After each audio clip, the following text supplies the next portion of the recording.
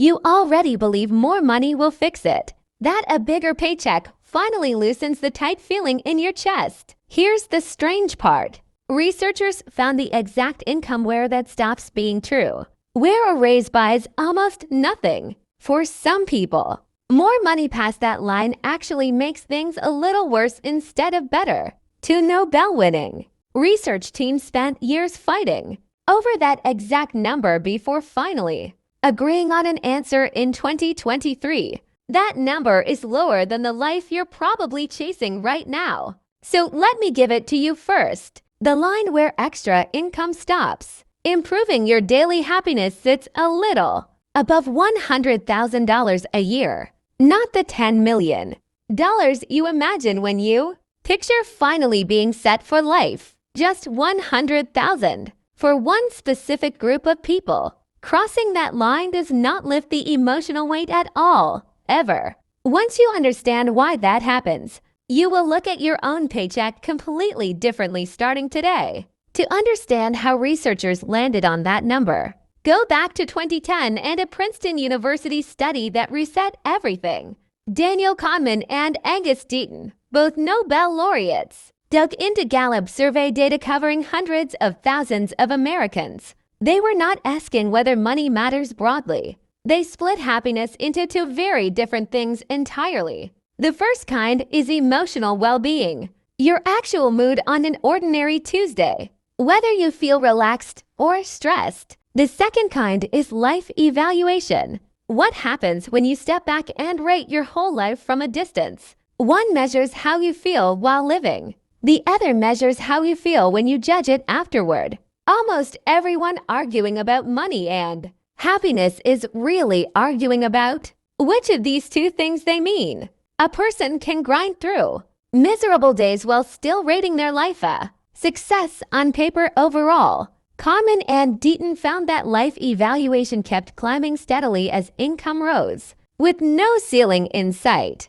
But daily emotional well-being told a different story, rising with income only up until about $75,000. Past $75,000, according to their data, an extra raise barely moved how people felt on a normal day. That number became a permission slip that people repeated at dinner tables and in every article about the good life. If you were near it, you could tell yourself the chase for more money was basically already over, but the tidy version was never the whole truth. Because a decade later, someone decided to test that ceiling. Matthew Killingsworth, a researcher at the University of Pennsylvania, tested it with far sharper tools than before. The original study asked people to remember how they felt, and memory is notoriously unreliable at capturing real emotion.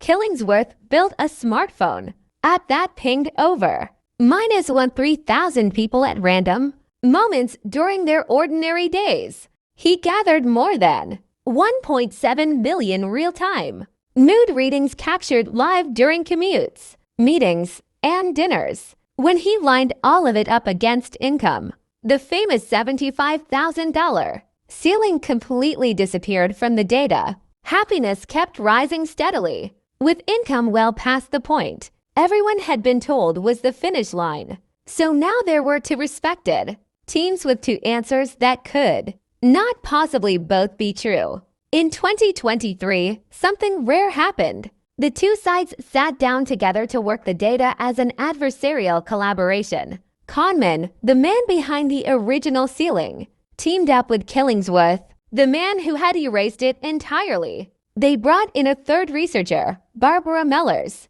to act as a neutral referee between the two camps. What they discovered together is more useful than anything the original headline ever promised the public. Both sides had actually been right the whole time. They had simply been describing to different groups of people. Part of the confusion came from a measurement flaw.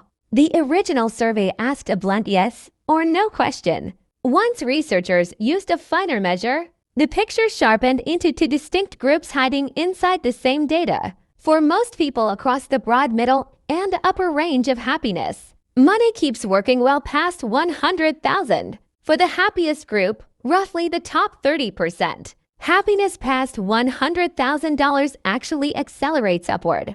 The wealthier they get, the faster their sense of well-being climbs, which flips the comfortable story on its head. But a second group buried in that data showed a completely different pattern than everyone else studied. Roughly the least happy, 20% saw their well-being climb only up until about $100,000. Past that line, extra money did almost nothing to lift them out of where they emotionally already were. That figure is essentially the original $75,000 from 2010, carried forward and adjusted for inflation. It never actually disappeared.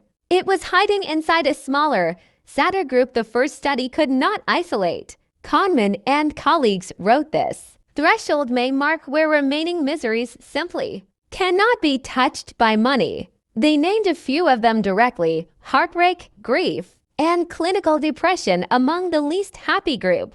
As Killingsworth summed it up, if you are rich and miserable, more money simply will not fix it. Think about Tessa, who did everything right, pushing her salary from $70,000 up to $140,000. She moved into a nicer place, drove a newer car, and honestly admits the raise never rescued her. The grief she carried and the relationships fraying at the edges never moved when the money did. She crossed the exact line the study describes, and the emotional weight stayed exactly where it started. Now let's put that $100,000 line into the world you actually live in during 2026. Adjusted fully for 15 years of inflation, that original threshold lands near $113,000 today. The median household income in the United States is about $84,000, according to recent census figures. Even households led by someone with a college degree land at a median of about $133,000, which means for a huge share of people watching this, you are nowhere near that plateau line yet. You are still on the steep part of the curve, where more money genuinely buys more good days. A separate global study out of Purdue University, led by Andrew Jebb, tested this question across 164 countries. They found the satiation point is not one universal number. It shifts depending on where someone actually lives. In North America, life evaluation kept rising until about $105,000 before slowing down noticeably. In several wealthier regions, once people pushed far past that point, life evaluation actually dropped slightly instead of holding steady. Researchers pointed to longer hours, less free time, and the endless math of comparison as the likely culprits. So why would more money, past a certain point, stop paying you back or even start charging a tax? The first force working against every raise is something psychologists call hedonic adaptation,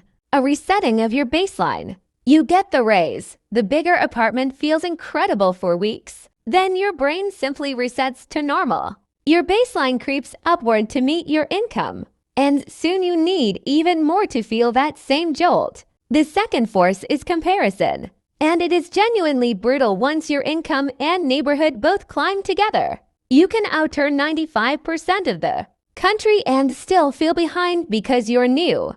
Neighbors outturn everyone too. The finish line runs away from you at exactly the same speed you keep chasing after it. The third force, almost nobody warns you about ahead of time, is the cost measured simply in hours. Income that carries you past the satiation line often arrives strapped to longer hours and heavier responsibility. Think about Nora scraping by at $38,000 a year, one surprise bill away from real disaster. When her income finally climbed to $90,000, her life did not just improve, it steadied underneath her. The fear drained out of her ordinary days. She slept better and stopped flinching at the mailbox. Cora, on the other end, was already comfortable at $260,000 a year before her raise. She noticed the extra money for maybe a month. Then it faded straight into the background of her life. The things actually weighing on her, the hours and the distance from family, had nothing to do with pay. Same species of financial climb. Completely different medicine needed to actually fix what was wrong underneath. So is money the villain here? And the honest answer is genuinely no, not even close to it. Money is one of the most useful tools a person can have. Full stop, no asterisk attached. The real trap is believing that more of it automatically fixes how you feel on the inside. That belief is what keeps people trading away their time, health, and relationships for a number that stopped helping. What the research keeps circling back to is that the real thing money buys is genuine control. Control over your time, your choices, and the ability to walk away from a bad situation entirely. Think about what 6 months of expenses saved in the bank actually lets you say out loud. That cushion changes the sentence you're able to say to a bad boss. I can afford to leave. That is what people are really reaching for when they think they're only reaching for money itself. When more income buys you more of that control, your happiness keeps rising, sometimes for a very long time. When more income costs you that same control instead, you have crossed a line no paycheck can fix. So what do you actually do with everything you just heard about your own paycheck and your future?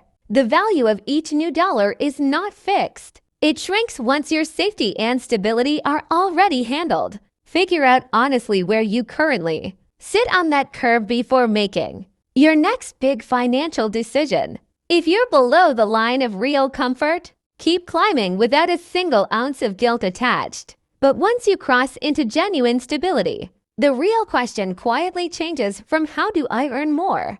It becomes what will this next raise actually cost me in time, health, and my closest relationships? A raise that eats your evenings and hollows out your relationships can move you backward on the scoreboard. For most people, that plateau sits higher than they fear and further off than they currently think. For a smaller group, it arrives around 100,000 and simply refuses to move at all. Tell me in the comments where your own line sits and what number would finally feel like enough.